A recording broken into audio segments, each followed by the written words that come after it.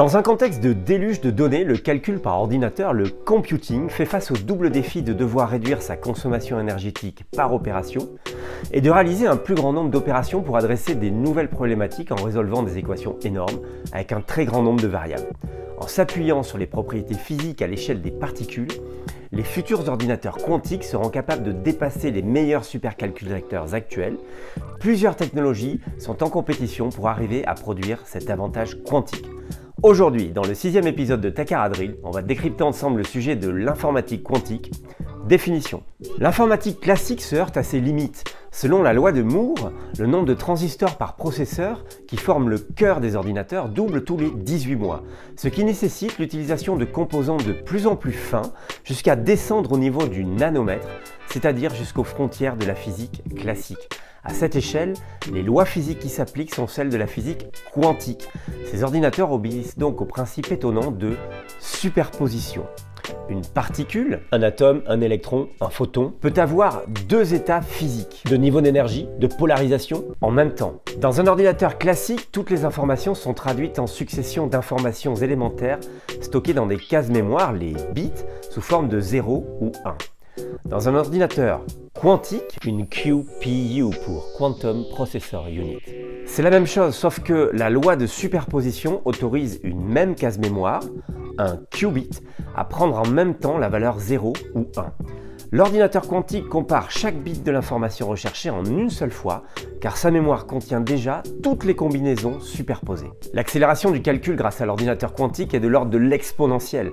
Un calculateur quantique pourrait donc effectuer en quelques minutes un calcul qui prendrait plus de 10 000 ans pour le meilleur des supercalculateurs actuels. Avec des applications dans le transport et la logistique, pour les calculs d'optimisation de flux, dans la santé, avec de la simulation moléculaire pour la découverte de nouveaux médicaments, dans la finance, dans la défense, etc.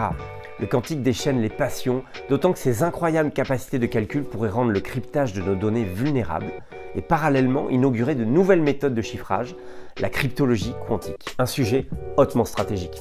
En 10 ans, le quantique est passé d'un projet scientifique universitaire à une technologie sur le point de transformer les entreprises de tous les secteurs. Naturellement, les startups et les investisseurs ont suivi. Le financement et la valorisation des startups quantiques ont atteint des niveaux records en 2021. Plus d'1 milliard investi, 3 fois plus que ce qui avait été injecté dans ce secteur au cours des 3 années précédentes réunies, selon McKinsey. Toujours selon la même source, l'informatique quantique pèsera 1000 milliards de dollars en 2035. La course au quantique a donc débuté dans le monde entier. Les gouvernements ont décidé d'investir massivement.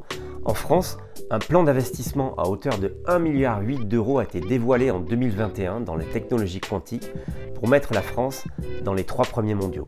De grands groupes industriels sont déjà très actifs et tous travaillent sur des cas d'usage spécifiques pour lesquels le calcul quantique créera plus qu'une différence, une véritable disruption pour ceux qui y auront accès. L'acteur européen le mieux placé est en France, il s'agit de la start-up Pasqal. Au-delà de 100 qubits, pour l'élément de base du processeur qui permet de stocker l'information, les supercalculateurs sont dépassés. La société française espère atteindre les 1000 qubits d'ici 2023, après avoir déjà réussi à atteindre les 200 en 2021. Cette start-up a reçu un ticket du nouveau fonds d'investissement du ministère des Armées français, le fonds Innovation Défense. Voilà, c'est la fin de ce rapide tour d'horizon sur les technologies quantiques dont on n'a pas fini d'entendre parler chez Takara Capital.